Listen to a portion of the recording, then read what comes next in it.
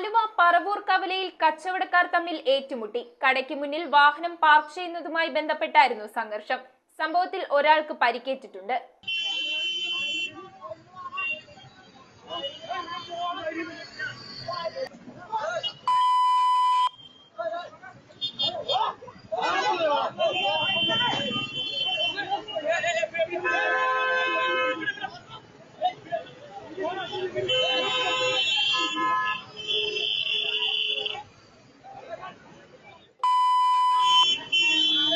വാഹനം പാർക്ക് ചെയ്യുന്നതുമായി ബന്ധപ്പെട്ടാണ് ആലുവ പറവൂർ കവലയിൽ കടക്കാർ തമ്മിൽ സംഘർഷമുണ്ടായത്.